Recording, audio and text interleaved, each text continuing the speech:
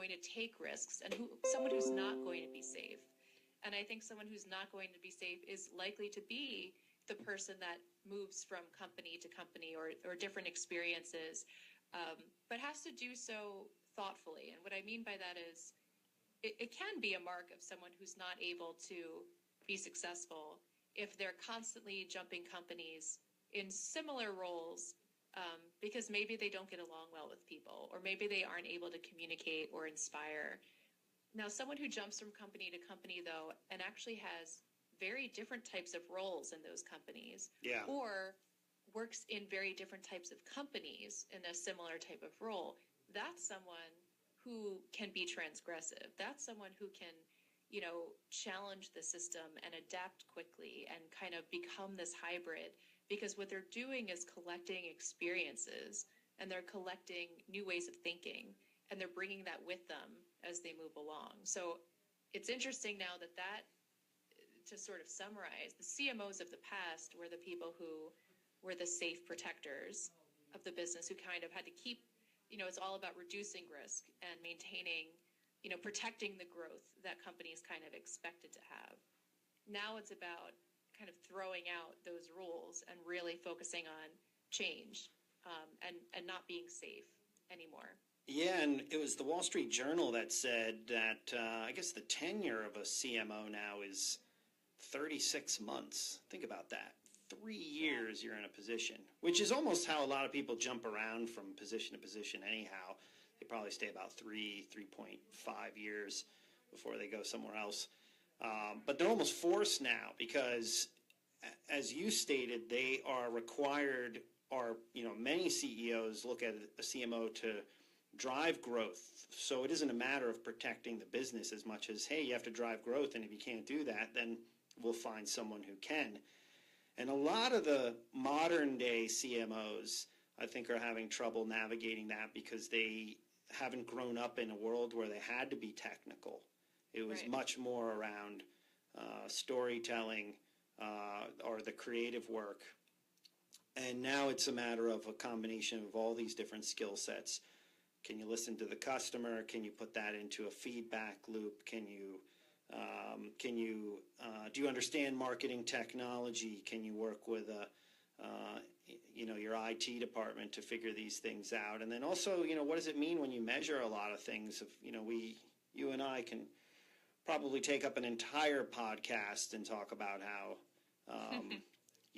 what does it mean? What do a lot of these metrics mean? And I think a lot of people are actually questioning that. I mean, J.P. Morgan just did a test recently where they realized they ran a lot less digital advertising and still had the same effect.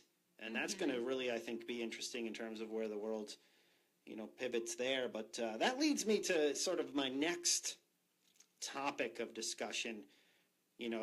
If CMOs have to pivot to be chief growth officers, content marketing is going to be such a big instrument that they use. What's the problem there? Because I can't tell. I gotta have you comment on this first, because I almost get flustered and frustrated about this topic because I've been to so many conferences lately, and I feel like people are trying to simplify something that's just much more difficult to navigate.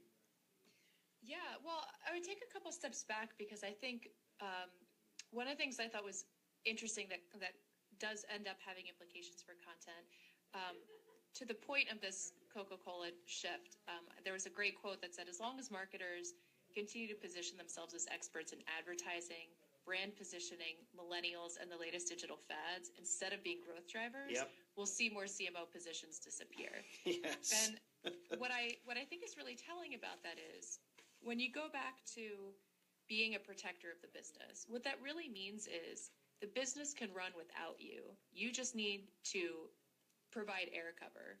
That's the role marketers have had for a long time. It's like you provide the advertising, you do the brand positioning, but the business of the business is handled by other people. That's right. That's handled by the supply chain. That's handled by the inventory. That's handled by sales. That's handled by finance. You don't touch that. And so marketers have been very peripheral to the actual engineering of the business. Whereas a chief growth officer has to think much more like a consultant, where they have to really look at how the business operates and what are all of the different elements of the business. How do they work together in concert to create an experience for the customer? That's a much more operational, technical, much more hands-on role into the business, which is why I think a chief growth officer role is a much more valuable one, and marketers should aspire to really be thinking about how the business is engineered and how the output experience is engineered. And so to that point, when you look at marketers right now, you and I had talked before we were on the podcast about how there's only so much innovation that can manage for a product that hasn't changed. Yep. So like when your product is the same product it was 100 years ago, there's only so much innovation that can happen to really drive growth. There's a certain limit to what you can do there. And so that got me thinking about, B2B companies and other companies that have a certain product that maybe hasn't changed that much.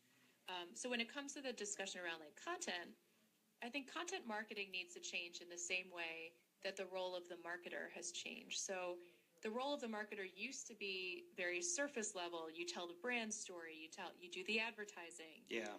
Now it has to be much more about like shaping the business. So similarly, I think the days of content being used to tell a story, to deliver a message, it's not that that's necessarily gone, but I don't think that kind of content is actually effective. And if you're being a chief growth officer of content, I think what people need to really think about is content that actually drives decision making. And so there's actually a really great report I would recommend to all of our listeners. Check it out. It's a 2017 Trust Radius buyer vendor report. And what it looks at is specifically in the technology sort of B2B space, but I think this is relevant for anyone in content marketing. It looks at the gap of trust that exists between the buyers and the vendors. And one of the things that it talks about is vendors are off producing content that's really easy for them to produce. Like it's cheap, it's fast, it doesn't take as much energy. It's cheap, fast, and good, right? Exactly, right. One of those things is missing. Yes. And that's what they're finding. They're creating content because they can, but they know it's not actually proving to be very effective. Yeah. Similarly, we're seeing the buyers consuming a lot of content, and that's usually where a lot of content marketing stats stop. They'll say like, oh, well, your buyer's consuming 12 pieces of content. What they're not saying is the next stat, which the Trust Radius report cites, which is though a lot of content is consumed, most of it is not trusted. Yeah. And most of it is not helpful. So at the end of the day, what I started looking at in this research is, well, what is the content that actually is helpful in terms of getting a buyer to make a decision? And what they found was that it's all the kinds of content that really gives you sets expectations for your experience with the people and products behind the company. So a demo that uses my data, information that's customized to my business, being able to have like a hands-on experience or talk directly to a sales rep, having an on-site experience with a sales rep, things where the buyer can have in-person interactions with your people or hands-on experiences with your products. Those are the most influential experiences. And so the most influential content is a proxy for those experiences. The content that gives you a clear demo of the product, that sets your expectations for how you're going to be treated by the company, that gives you a view into what kinds of people work at that company, that shares with you what your customer service experience might look like and feel like. How does the company resolve issues if they arise? What is the experience going to be like when you're actually handling and working with the product, as opposed to the current sort of marketing content, which is selling you the product. That's right. But not actually showing you what it's going to be like when you're working with it. Yes. To me, I feel like it's all about, at a CMO level, getting hands-on into the business. And at a content level, it's really giving your customers sort of the experience of what that hands-on interaction with the people and products is going to be like.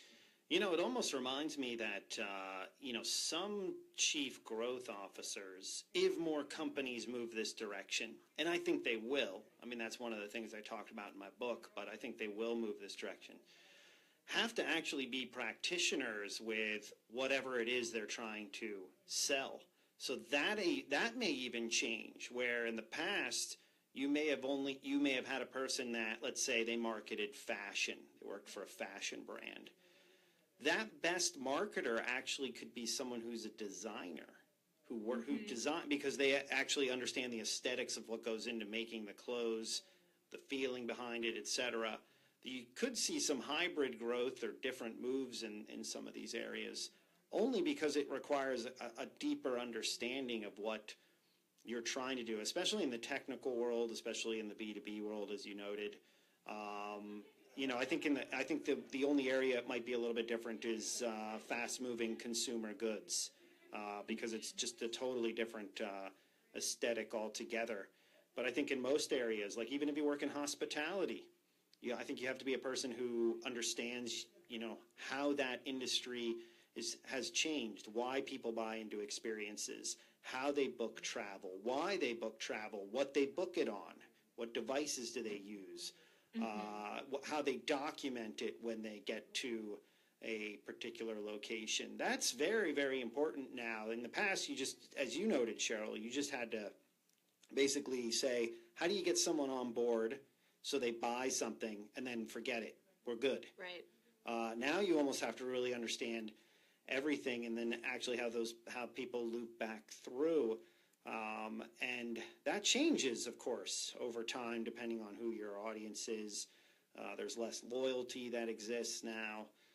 A lot of things, I think that the skill set of the discipline is just much more complex than it had been made out to be for, probably from like the 50s till the last, until 2000, let's say 10. I think there was a big shift there, and I think that's probably why we're seeing so much erosion. It almost reminds me of some of these other lines of business that have gone through this type of disruption in the past, the publishing industry, the music industry, et cetera, where they just had to dismantle who was in charge because they just didn't have the skill sets required to really, adapt to the new normal. Yeah, and it brings up another sort of thought that kind of connects back to the beginning of our conversation, and that's the role of artists that I think corporations should really start considering. So the reason I mention that is I know some big agencies that, obviously agencies have traded in having a creative team for a long time. You go to the agency for the creative. But what was interesting is now I'm seeing some big agencies actually reach out into artist communities, they're trying to find those young millennial artists, or actually younger than millennials. I flatter myself to consider millennials young anymore. The oldest millennials are now like 37, so we can't use that term. Let's not talk about age.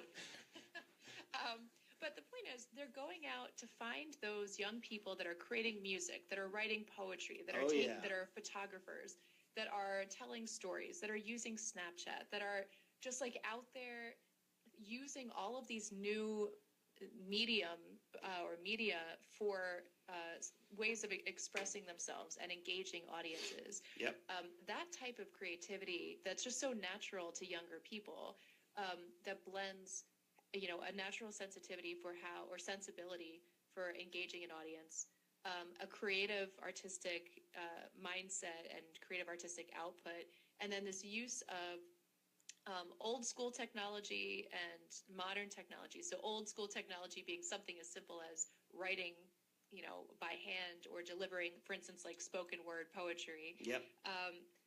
Versus Snapchat. The people who seamlessly blend all of those together, those Yes. are the people that will help to disrupt agencies and marketing teams.